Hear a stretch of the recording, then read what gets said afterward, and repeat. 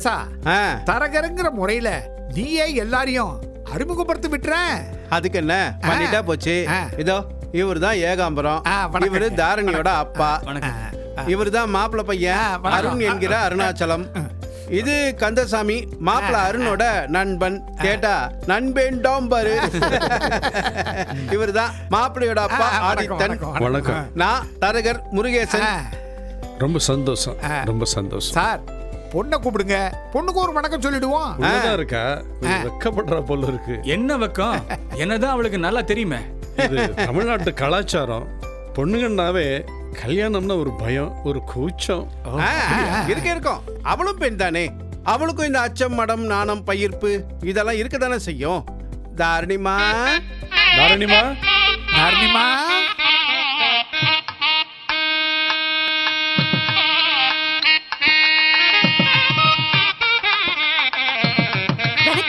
வணக்கம்.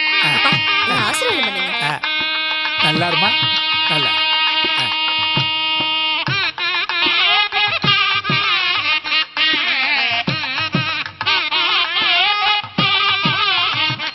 இவதான் என் பொண்ணு தாரணி. பாவம், அம்மா இல்லாத பொண்ணு. நீங்க சொல்றது என்னவோ 100% உண்மைதான். அம்மா இருந்தா இப்படி எல்லாம் நடந்திருக்குமா? உன் கஷ்டம் எனக்கு புரியுதுமா. எங்க குடும்பம் உன்ன மாதிரி இருக்கிற பெண்களுக்கு வாழ்க்கை கொடுக்கிற குடும்பம்மா. என்ன சொல்றீங்க? நீங்க எதுக்கு வாழ்க்கை கொடுக்கணும்? அதானே, அவருக்கு தமிழ் சரியா வராது. ரொம்ப நாள் பர்மால இருந்தார் பாருங்க. அப்பா, அருண் தானே வாழ்க்கை கொடுக்கணும். புரியல. அருண் எதுக்கு வாழ்க்கை கொடுக்கணும்? கல்யாணம் தானே பண்ணணும். கல்யாண வாழ்க்கை. ஓ, அத சொல்றீங்களா? தாரணி கான்வென்ட்ல தான் படிச்சா. பிரெஞ்சு எடுத்து படிச்சதுனால அவளுக்கு தமிழ் சரியா வராது. மாமா, என்ன பிரகாஷ், அழையா விருந்தாளியா வந்திருக்கீங்க? என்ன தாரணி, மாப்பிள்ளை அவமானப்படுத்துறியா? என்னது மாப்பிள்ளையா? அவன் தானியோட முன்னாள் கிழமை அடிக்கடி பணம் கேட்டு தொந்தரவு பண்ணுவான்னு சொன்னல, அதுக்கு தான் வந்திருக்கான். ஏன் தம்பி, இது உனக்கே நியாயமா இருக்கா? நியாயம் இல்லதான்.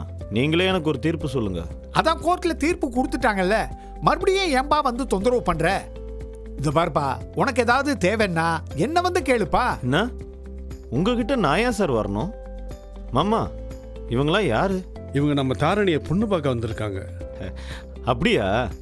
ரொம்ப சந்தோஷம். ஆமா, இதுல மாப்பிள்ளை யாரு? இவன் என்ன தியாகியா கேனையனா? ஏன் உன்ன மாதிரி இருக்கான் டவுட்டா? ரெண்டும் தான்டா. இத பாருங்க பிரகாஷ், இதையெல்லாம் நீங்க தெரிஞ்சுக்க வேண்டிய அவசியம் இல்ல. உங்களை கை எடுத்து கும்புற, தயவு செய்து கிளம்பிடுங்க.